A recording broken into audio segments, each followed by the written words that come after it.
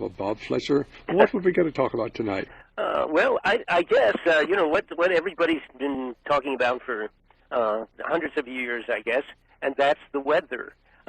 We can talk about the weather, and we have introduction into the weather system of some very strange things that we don't commonly have.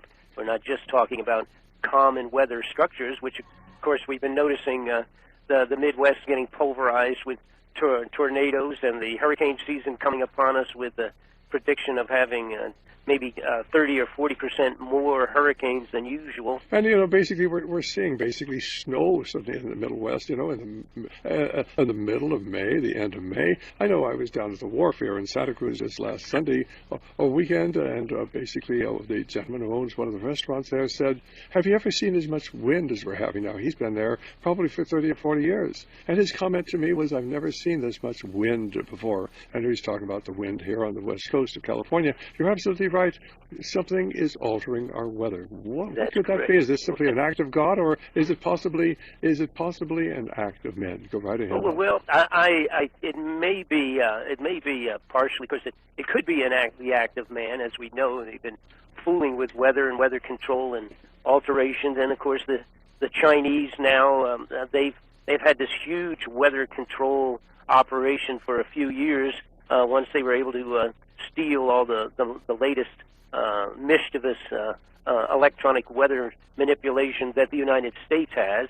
But I'll tell you what I'm positive it is at this point. Again, I've talked about this before, and we're working on it to put it into a configuration so everybody will understand it too. But we do have an approaching astronomical problem, and that is the Nibiru, or Planet X, or whatever you want to call it.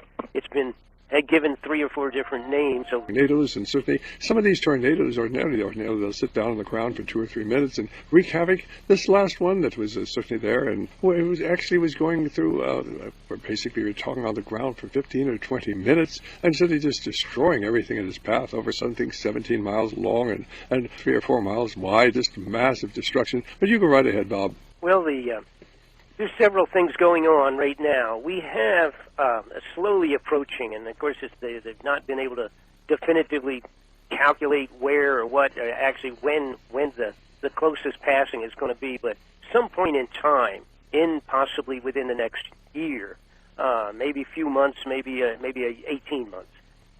There is an anticipation and concern about the huge, what is the 10th planet?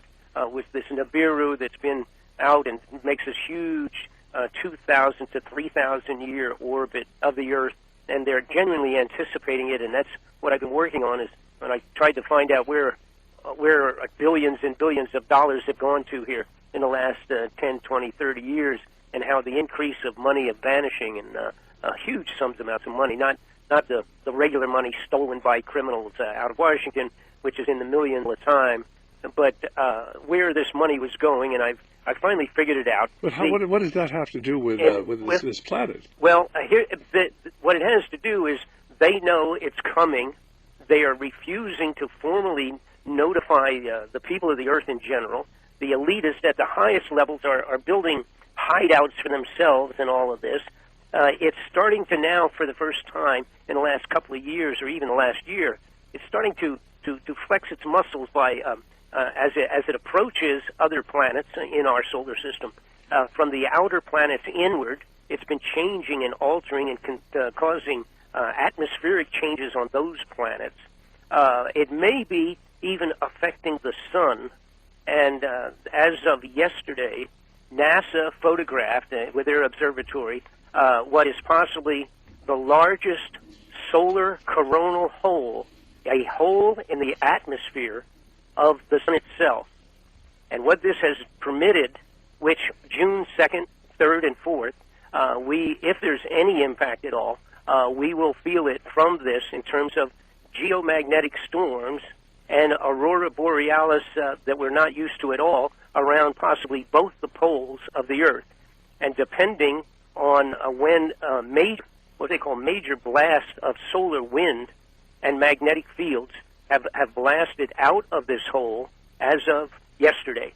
and it will be about June the 2nd or the 3rd. It'll be crossing Earth's path.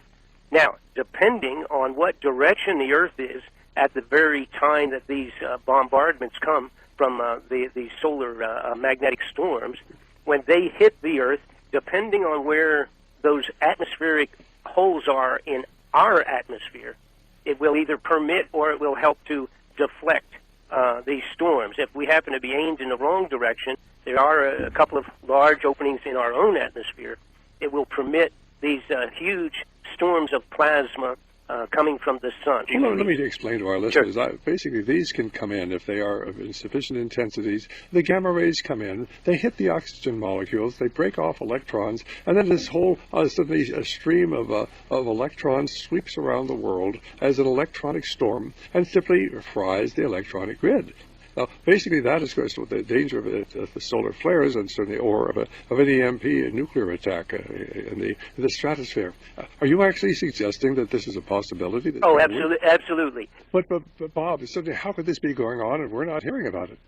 Simply look up NASA, May 29th, and the word coronal hole. You can look it up and you can find their own pictures that they just took of this. But there is a reason for all of this increase. And it is, in my opinion, the incoming effect of this Planet 10, the Planet X, Nibiru, coming closer to our system, in our system. Okay, well, let's go to Robus. John, who's calling us from Spokane. John, do you have a question, comment? Yes, I have a question. Bob, I was following Planet X, and I think, if I'm not mistaken, there were daily downloads of what was going on with it from the SOHO satellites up till about November 2008. And then I think they said technical difficulties and what have you, and they stopped. And I know that it was coming in from the south, and that you had Bill Gates put that telescope there in Chile, and you got all this stuff going on in Antarctica, and then the Vatican has its thing. Right. Okay, so, and then there was just a big blackout. You couldn't find any information. Talk shows, nobody's talking about it except for John Moore and you. So tell us more about Planet X and what your take is at this stage. Oh, okay, I'd be glad to, and that's a good question. A few years back, I was saying 20 years ago, 15 years ago, it pretty much was acknowledged and then classified as really to be kept secret. And information on it was they tried to keep as much information as they could away from the general public, just on the possibility, well, actually the reality being, how do you tell the Earth that there may in reality have something that's going to come around and cause Noah's flood all over again? Now, timetable-wise, it's very difficult. Nobody's been able to come with a real good, accurate timetable on this thing. But it's now starting to be photographed at certain levels in certain locations on the Earth, aiming out in the right direction at the right time. And there are, like the Red Chinese and the Russians, have accepted the concept that it is coming back around. They have spent multi-billions, the same as the United States has, secretly, taking our money covertly and building all these underground facilities, not for you and I, but for themselves. And that's the reality. The bottom line in terms of the planet itself, if it is as has been described, it is about 5 times the size of the Earth. It's huge. It's very big. It's not expected to strike the Earth, but it's expected to pass the orb of the Earth, coming in one time and going out. If it does this and passes as that closely to pass through, they anticipate just a multitude of gravitational alterations, magnetics, and all the rest of that, an effect that would be just devastating. On that, if I may, yes, isn't that the reason why they chose Denver and up against on that side of the Rocky Mountains for continuity of government? And isn't that the reason why all those abandoned inland cities in China? Or no? No. All of that's accurate. When in fact all of this Earth changes takes place from the planet coming through again. And so not only are they already built in highlands, but they actually will be higher when the time comes that the geography of the Earth gets altered by this darn 10th planet swinging through our particular orbit.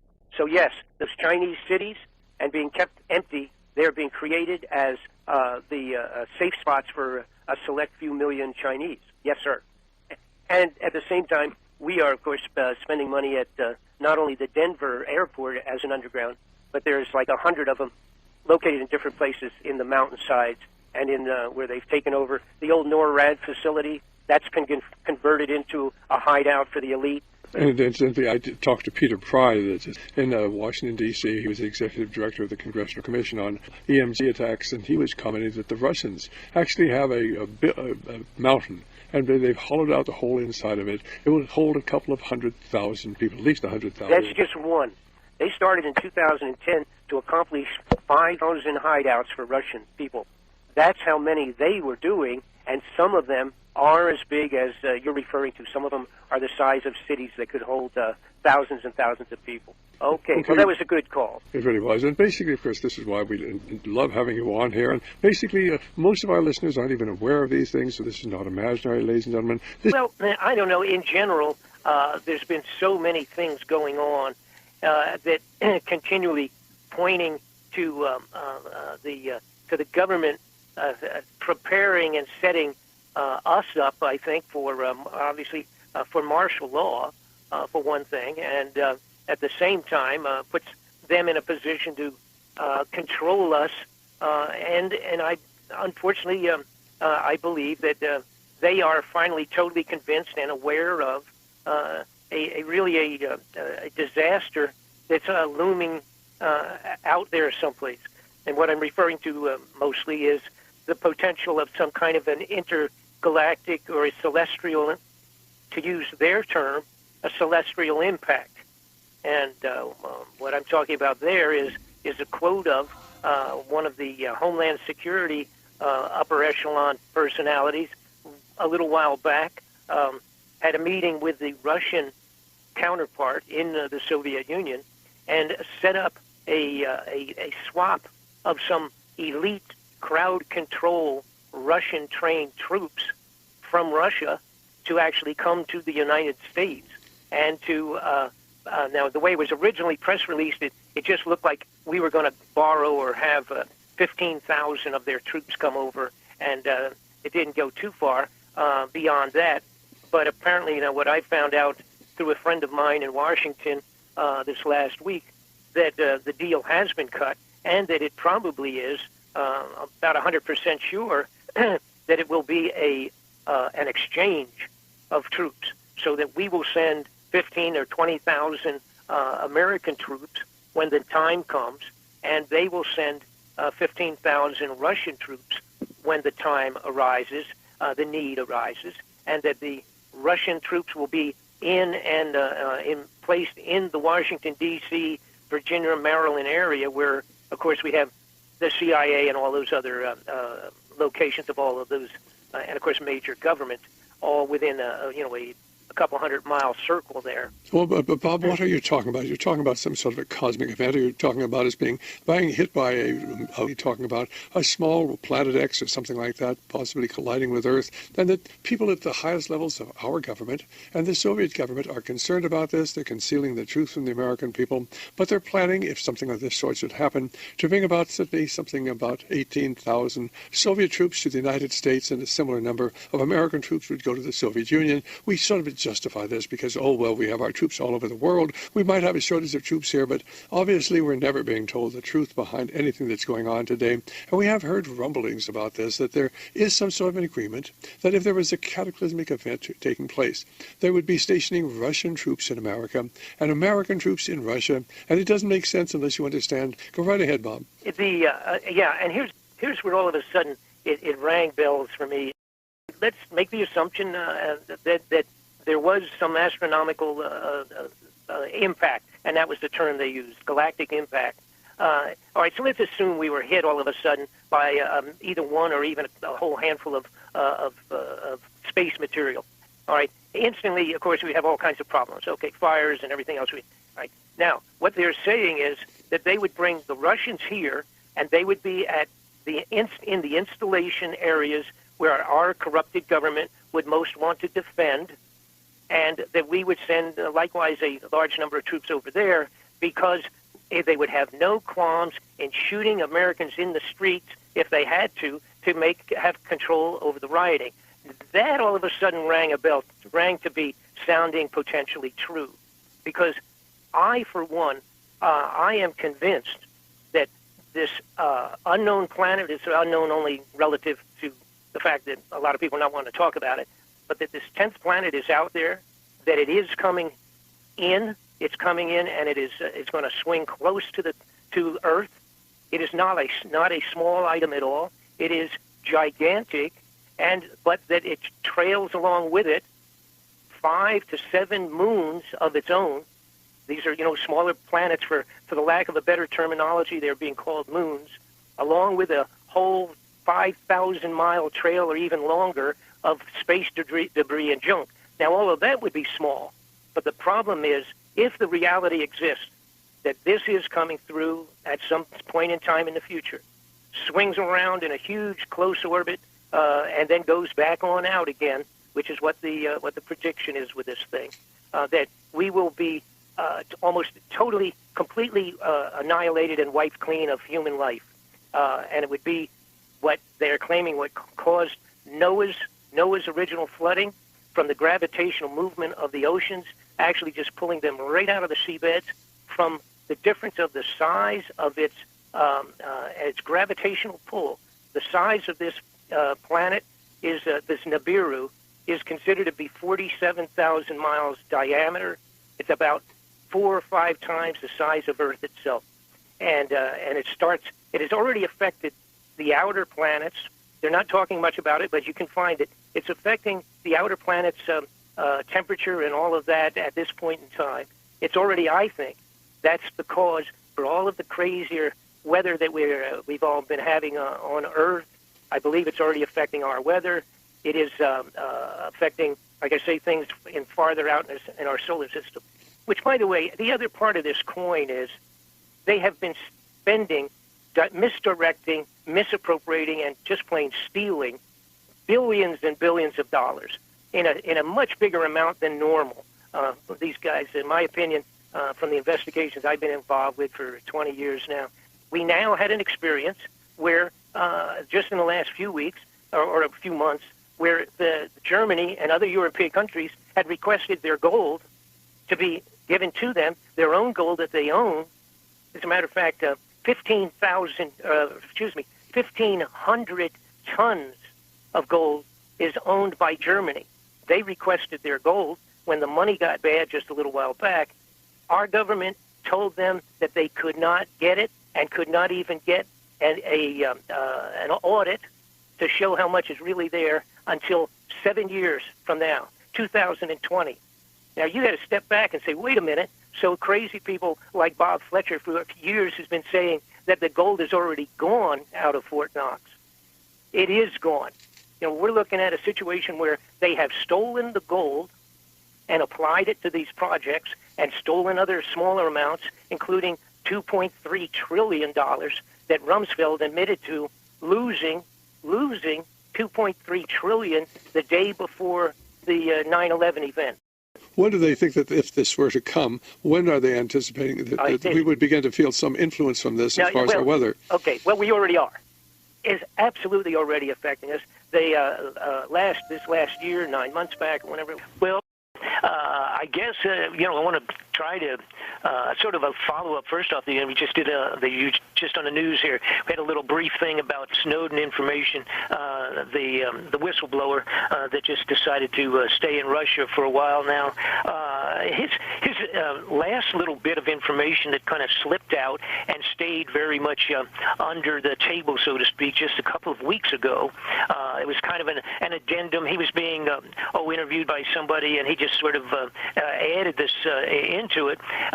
And he said that, and the reason I'm bringing this up and kind of emphasizing it, because it fits right into some of the very things that I have been looking into and the things that I'm working on right now with my expose as it relates to why the governments of the entire world are doing these tremendous underground hideaway facilities for themselves, and places digging and going into the sides of mountains and what have you at tremendous taxpayers' expense. And by the way, you got to remember now, this is our tax dollars, and you couldn't find out if you went right in and with an army of congressmen behind you, you could not find anything out in terms of real serious information on these hidden facilities, particularly as to why they're doing it. They're just the fact that they take our money to do it is kind of like besides the point. It's like none of our business.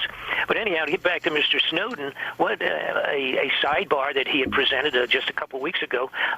He said that one thing that the government, along with all the millions of other things they're keeping secret from us, one thing is that the government is almost positive scientifically in their discovery over the last few years that sometime in the next 6 months, and he particularly said very possible starting in September sometime, that we are going to be bombarded with extraordinary electromagnetic impulses from solar flares.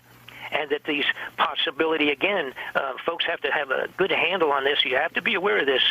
A really major solar flare, if it passes across the Earth, if it hits our Earth, particularly in a very correct position when we're in the right direction, it will absolutely burn everything that's electronic and put it out of business, period.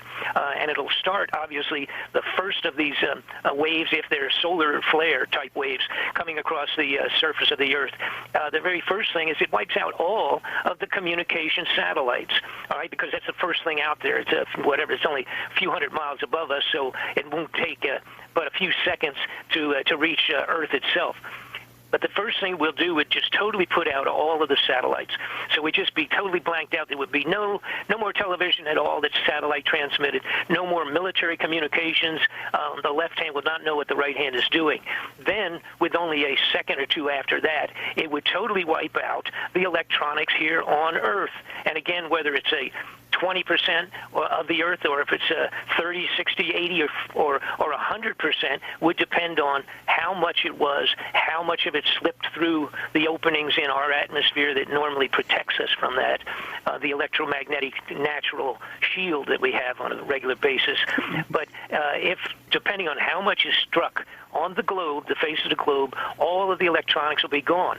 This has nothing to do with Snowden, does it? I mean, certainly I know that it does, to the extent that he came forward and said that's one of the things they're also keeping secret. Oh, he did mention they're keeping it secret. Yes, sir. Okay, That was my point. Maybe I wasn't clear. And this was just a couple of weeks ago, and nobody made a big deal of it. It kind of slipped out, and then, as usual, if it's of a real urgency, it just sort of disappeared into the trash can of news.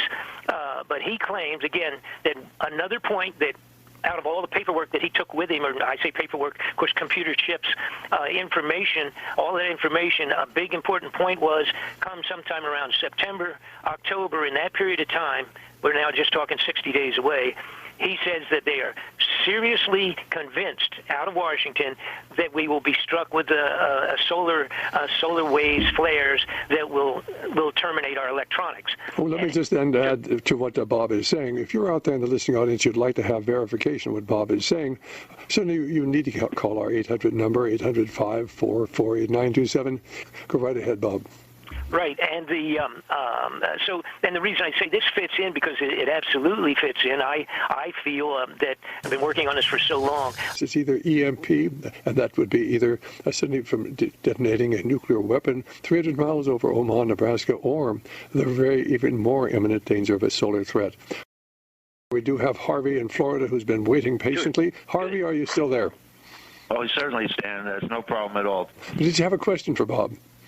Yes, I do. I think this all started with so many people being so desperate for a paycheck that they could fill up the ranks of the military, the contractors by the millions, computer experts, torturers, millions and millions of people they needed to put this web into place, this web of deceit. And so many of them keep their mouths shut. They'll just take that measly paycheck, which is just worthless paper that they print, and keep their mouths shut and not say a word. It's so unbelievable that so few people would have the courage to come forward out of the millions and millions of people that are involved in this web of deceit. Isn't this amazing, Stan? Well, basically, Harvey, these people have all signed secrecy agreements, and basically they know very well they'll be put to prison. God bless, and thanks for calling, Harvey.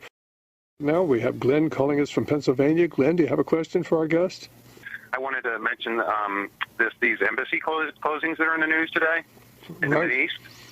And when I correlate that in my mind with those stories that I've read in the mainstream media as well as Patriot media about Assad sort of tightening the noose on the mercenaries in Aleppo and this one other town, such that, you know, if they finish up on this, it could be the swan song for the mercenary rebellion there. And if I correlate that with the stories that I heard a week or so ago about the U.S. supposedly training troops in the Carolinas somewhere for actual on-the-ground action in Syria, it seems to me it's conceivable that they could be planting some sort of false flag to provide a justification for the U.S. putting troops on the ground there. Well, we already have 1,000 troops in Jordan. Let's get Bob's thoughts. Bob, what do you think about the closing of the... Let me just do an overview on this whole thing in terms of some kind of a false flag. My feeling is that the bad guys in government intend to declare martial law at some point in time, and that they plan to do it before certain other things take place, and they will utilize some kind of a major false flag, obviously, to do that. When that is and what it is and what it's connected to, I have no idea at this point in time. But you do have to be aware of false flags can be generated from any little thing that they want to do it in. So I wouldn't poo-poo that. But I wanted to get back to one thing that we were talking about, Stan. I have an extraordinarily interesting thing. If everybody would grab a piece of paper and a pencil very briefly here. I came across something the other day that from NASA, and people, you want to look this up for yourself. It's NASA. Look up Cassini, Cassini, spacecraft, and the word Saturn for the planet Saturn. They have kept secret for 20 years an absolutely amazing, unexplainable thing that's going on the surface of Saturn. But what they've discovered is some type of a large rotating hexagon circling the North Pole of Saturn. And it appeared originally to be a storm. It is gigantic, but the crazy thing is that this maintains a perfect hexagon. In other words, 6 straight sides to form this huge hexagon configuration. They have no idea what it is. This is 15,000 miles wide. It's gigantic, and it is 60 miles thick. It is in the shape of a hexagon. It is revolving and has been there without moving. It changes a little bit in the inside. The interior changes periodically in its contrast and size, or in its content. But externally, it is a hexagon of gigantic shape. And Bob, we're going to have to let you go because we're out of time. Running out of time. Well, basically, we'll have to get you on maybe next week, and we can talk more about it. God bless you, Bob. Thanks much. Great. And Glenn, are you still there? Yes, sir, I am. Okay, do you have anything parting to say? I'm sorry we didn't have more time for you. You'll have to call in earlier. Parting thought. Yeah, they recently deployed the Sophia infrared observatory aircraft to the southern hemisphere, I know. But in terms of short term, I really think there's something else political going on with this Middle East thing. I wouldn't be surprised if, I don't think it'll be martial law, but I think they want to provide a justification for an invasion of Syria. Oh, and the average American doesn't know it. Thank you so much for calling. Okay, fine. Well, this is Dr. Stan. We're moving into difficult times. If you'd like to join the Radio Liberty family, we'd love to welcome you. You know, the NASA programs. If you ask somebody right now, an average American, you say, what's going on with the space and with NASA? Basically, you say, well, that's kind of shut down, isn't it? You know, that's the impression we get. The impression we get that, in fact, the NASA programs they're really not doing much of anything. And if you keep track of it, which I do, it's every day or two there are huge things going on. There are big events taking place. There are shots going up still every every month or so. We have the space station. We have, again, like I said, multinational cooperation. They're sending their people up on a regular basis. They're continuing to build these things. They're continuing to carry out all sorts of very, very important space projects. And as far as the Americans and, well, actually, as the world is concerned, it's kind of like, oh, it's sort of been shut down to almost nothing. Anyway, the difference now, because we had sent a photographing telescope way out in space and passed close enough to where they could now get some real good pictures close up of Saturn. Now remember, we think of Saturn as the big old planet out there and has all the big disk floating around it, which is all just sort of space debris and junk floating in a big circle around the outside of it. But what they had found at the North Pole is this gigantic rotating hexagon. Now, it's rotating on a regular basis. I believe it's 10 hours. There's one revolution every 10 hours and 35 minutes, something like that. All right? They can't make out what it is, really. It appears, it looks like a structure. But they're not wanting to admit that it might be something like that. First off, it's really big. It's big enough to fit 3 Earths into the middle of this hexagon. Okay, so that's how large it is. It would be the equivalent of across the diameter of 3 Earths across in the middle of this thing. And it's circulating, rotating on a regular basis, 10.5 hours every day, day in and day out. So this rotates around. Now, what's really extra interesting also, there is a radio impulse signal that comes out, and they're implying that it comes from the center of Saturn, and it comes out giving out a specific radio impulse, and it's on exactly the same time sequence of one revolution of this huge hexagon on the North Pole of Saturn. But what's the significance of it? Well, first off, what is it? In other words, if this is a physical structure, it is mind-boggling in terms of its size. Number two, if it is a physical structure, who did it? And now they've been watching this for, like I said, 20 to 30 years. All right. And again, originally it was just like a vague kind of a thing. They thought it was maybe storms going on a regular basis. But then as they got in closer and closer, in other words, basically they have all these things and they're all classified because they don't want the American people to know. And why not let the American people know? Supposedly we have a free society. Ladies and gentlemen, we don't have a free society. The government has all sorts of secrets. You go to work for the government, you sign a secrecy agreement, and basically if you ever reveal what you've ever learned there, why, they can send you to prison for the rest of your life. Go right ahead, Bob. I've discovered so many secret equipment, aircraft, spacecraft of different types that we have now finished. We've had finished, and programs of that sort. The use of electronics, and there's so far what you and I used to see in our regular science laboratories at school. They're just so far advanced, and they're not sharing this stuff with the. And I almost don't. I understand that you if you want to control people, which the intent is of the bad guys in government, if you want to control them, again, you don't want them to have too much. They certainly don't want us to have the right to have arms. That's a big problem. See, that bothers them, because when they do martial law and clamp down on us, for whatever reason it may end up being, that's why they've been buying all the bullets themselves, and they've been buying all the weapons, and they've been digging the underground facilities and putting the foods under there and doing all of those sneaky, underhanded operations, and at the same time not telling us step by step when things are discovered. Where would we be if they had kept the secret of Edison's and the original creation of electricity and the light bulbs and all of those things and all of those inventions, Alexander Graham Bell's telephone? Where would we be if they had kept all that for the general public and just hooked it up for the government to use? We'd still be wandering around like we were in the 1890s, trying to figure out how to feed the horses. Well, if we have an EMP, electromagnetic pulse attack, maybe we will be back there. In fact, right. That may clean our slate, and then we'll all be right back again. And that's not going to be it'd be very indiscriminate. So the bad guys are going to be in trouble with that too. And and that really why it doesn't make sense, because basically I would think they would be doing everything they possibly can to basically prevent this thing from happening, and the bad guys are not doing everything they can. That's what doesn't make sense, which makes me feel that there is another force out there that we don't know about. Yes. Go right ahead. Right, and that's my feeling. I think what has all of a sudden been the realization of, again, we'll use that simple term, the bad guys,